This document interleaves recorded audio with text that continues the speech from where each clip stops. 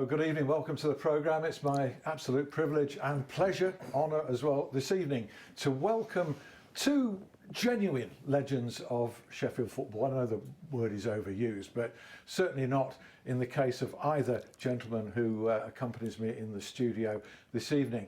We have, for starters, the record holder for the oldest club in the world, the man who's made more appearances for Sheffield FC than any other, and has a testimonial match coming up in the city, or just outside the city actually, in Dronfield to be strictly accurate, next Tuesday. The other is a Sheffield Wednesday legend of many years standing. In fact, I think I got it slightly wrong. I'd measured his time span at Hillsborough at 17 years. Certainly that was the time span between him coming into Sheffield Wednesday's first team and him leaving the club in 2004. He was actually there for 19 years as a professional, and he was there in total, including the time when he was with the club as a kid at the start of his career, for 24 years. Kevin Pressman and Matt Roney. Good evening to you both. I hope there's going to be a fair few stats to follow those, but I hope I'm on the right track. In terms of appearances, Matt Roney for Sheffield FC, 485 games. Kevin Pressman for Sheffield Wednesday, only 478. So there you are. The man on your left has it, yes, for starters.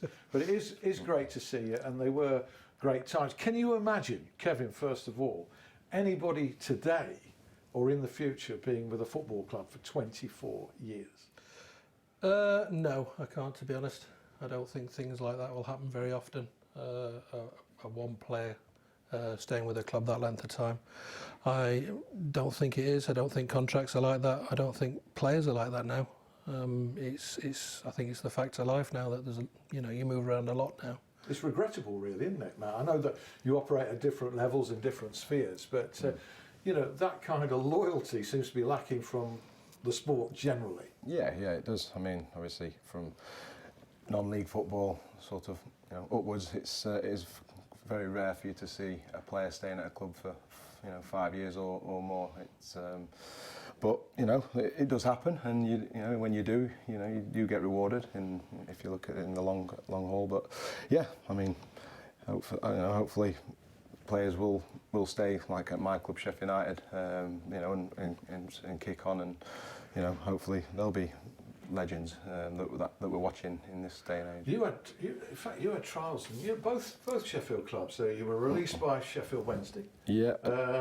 And you failed to make the grade at Sheffield United. Yeah, I did 8 years at Sheffield Wednesday from schoolboy up to 15, and then went to United for a year. But so be it. Nothing happened. Nothing came of it, and then I dropped into non-league at Hallam. Yeah, but you enjoy it. You can see that enjoyment. You're going on and on and on. I mean, can it be the same in the pro game? It's obviously a lot more serious. Do you ever look back on it and think, I should have moved? Or no, I was too loyal. Do you ever think like that? At the time, you look back and everybody says you can, with hindsight, you can do a lot of things that you do differently. I wouldn't change a thing. I enjoyed it. Yes, I was fortunate enough to be a pro at Wednesday for 19 years. Seen a lot of changes during that time. I wouldn't have changed it for the world. Even when I left in 2004, I didn't want to leave.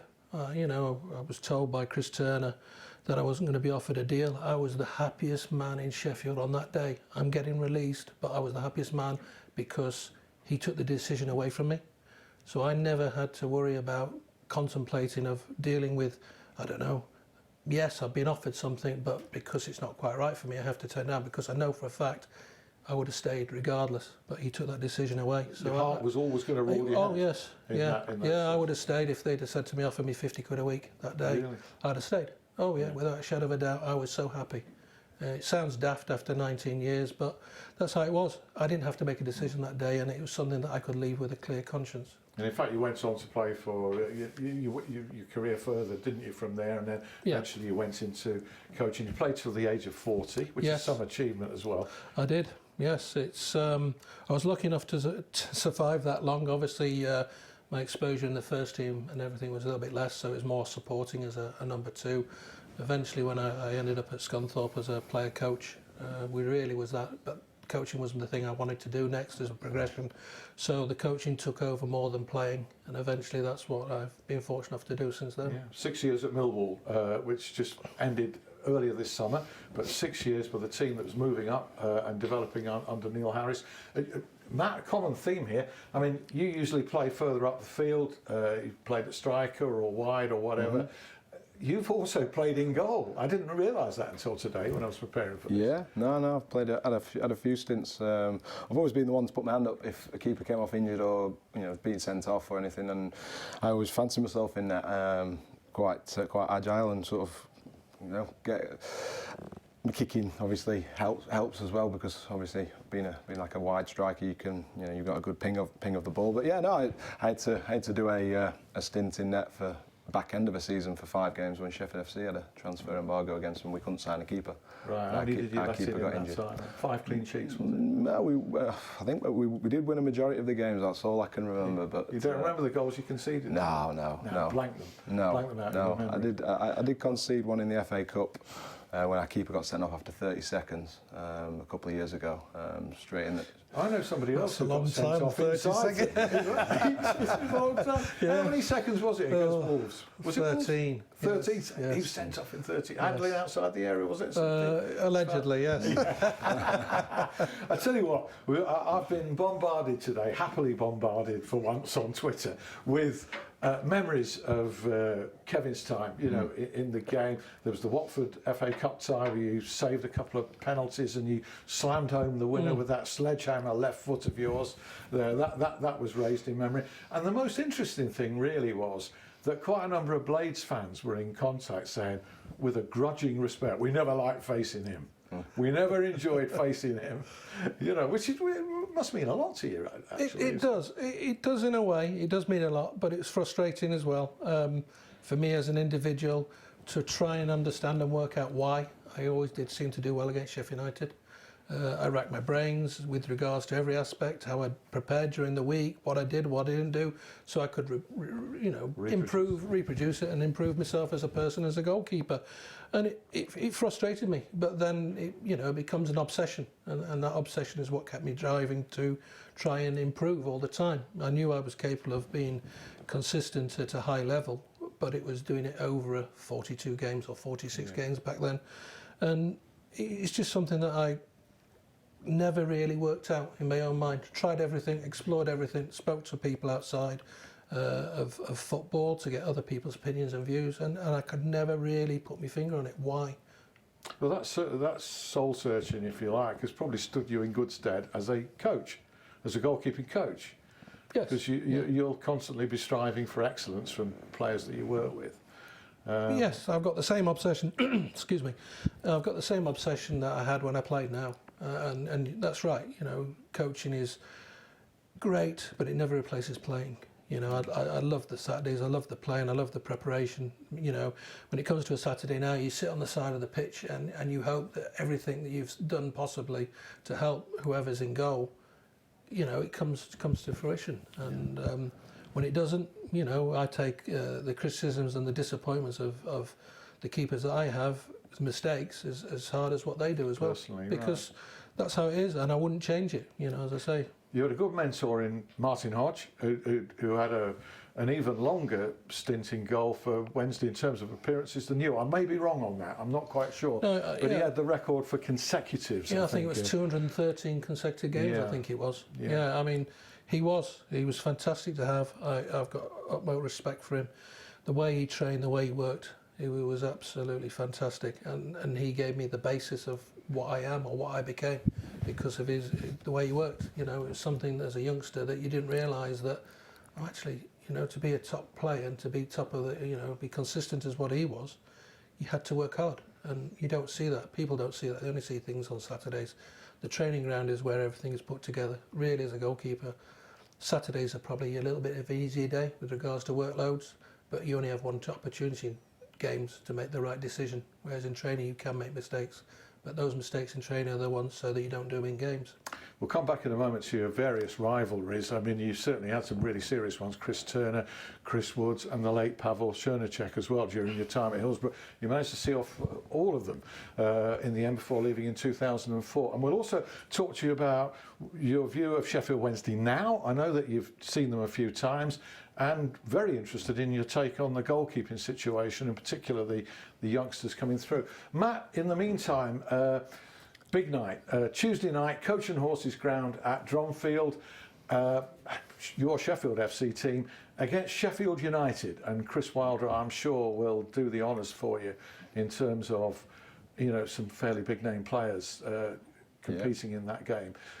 How much are you looking forward to that? Yeah. Well, it's obviously slow. It's coming to reality now that it is happening. I've dreamt of this for years, since people have been talking about me having a testimonial after being there for 10 years, and now I've been there 13. Not too sure how many more games these legs have got in them. You keep saying that. I mean, this is your second visit to the studio, and I think you said that on the first one as well. You keep going on and on. Didn't you break a record for substitute appearances recently as Possibly, yeah. I think 200 plus off the bench. Yeah, I was there that night when you reached your 200th appearance as a substitute. Yeah, and I think you tweeted that it was my 200th appearance. Yes. So yeah, I got it totally wrong. I corrected that. But yeah, no. Yeah. That's part and parcel of being a non-league sort of winger. You use as an impact player, or you're normally the first one to be dropped in a way, because it's quite an easy position to sort of adapt. But yeah, I'm not one to complain. I've played nearly 500 games, and every game's been brilliant. So. You can slot in almost whenever, so I can see you going on for a couple more years. You're what, 34? 35 now, yeah. 35. So, yeah, plenty of time in you. Yeah, he played till he was 40. Yeah. Kevin, Sheffield Wednesday been through a good time in recent years, and then a turbulent time, re the transfer embargo, which is now ended, and now appeared. Are they coming out of this and coming back on track, do you think, for a push for the Premier League? Couple of league wins under Josh Lukai now, settled things. Lucas Yao and Barry Bannon tied to new contracts, big players. What do you think? Yeah, I think so. They had a great 2 years where they were in the playoffs, didn't quite get there.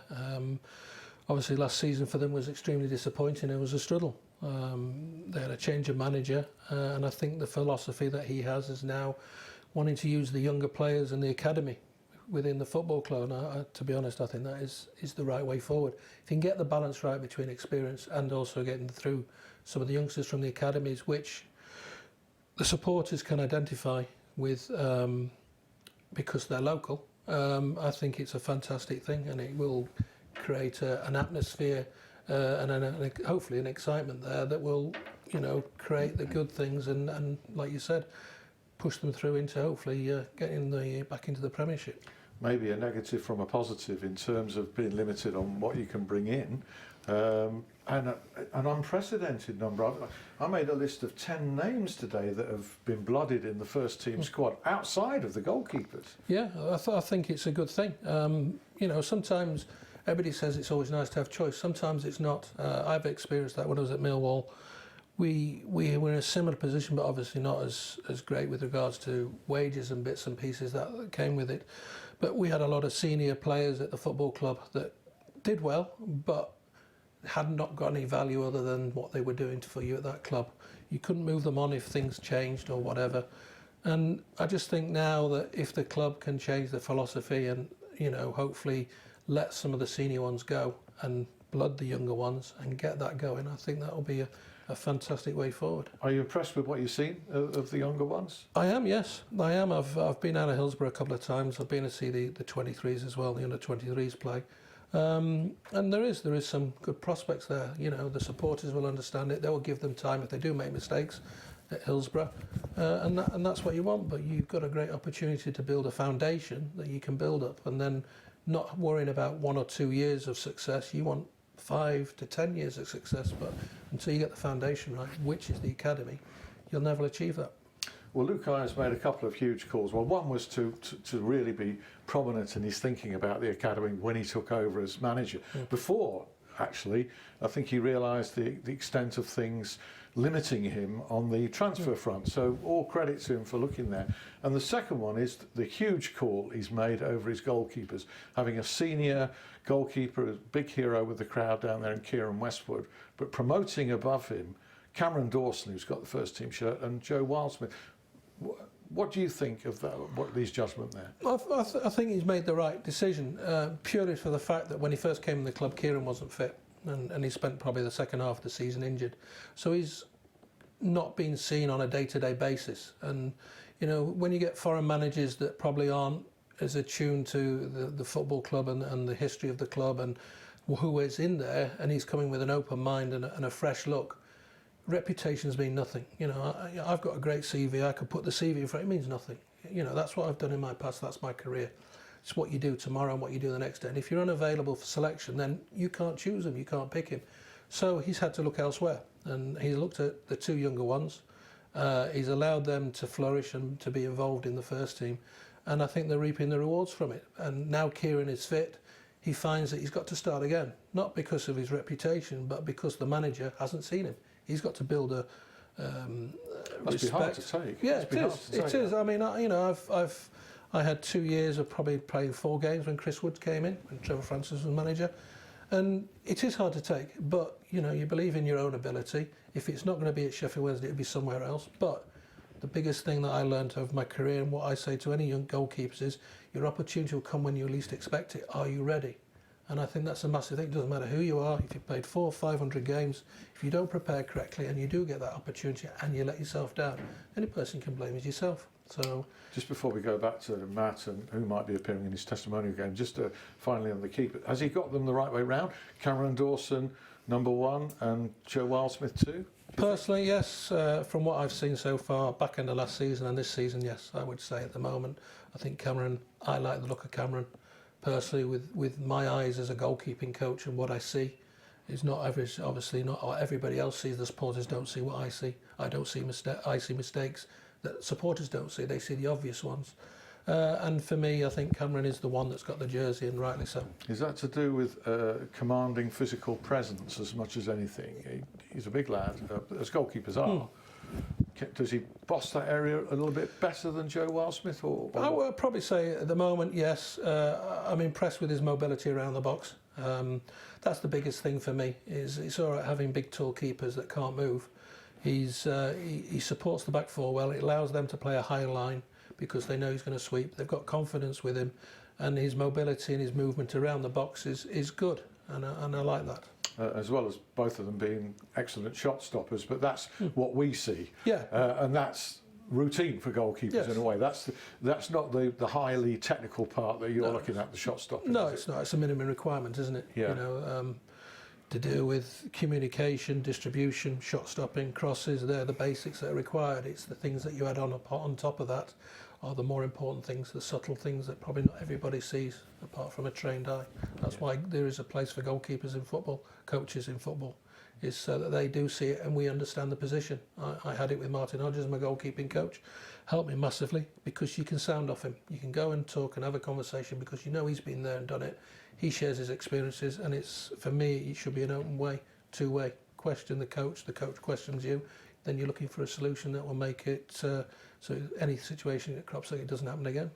Okay, Matt, just as we head towards the break with a minute to go, time always flies on this programme. Yep. I was reading today that there's a possibility Paul Coots might make his comeback, long awaited, long anticipated, in your game on Tuesday. Yeah, obviously, I couldn't have written it.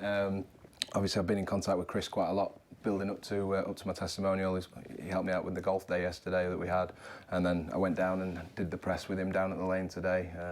He's done obviously his usual press conference regarding the Aston Villa game this weekend, and then he's also done a separate one for my testimonial on Tuesday, and he's dropped in that Paul will be playing 60 minutes, hopefully, give or take, and see how he goes, and just like I said, I can't ask for any more than that. Him sending the first team and then the return of Paul Coots in my testimonial. It's it should be a special night. Brilliant. Going to be an extra draw.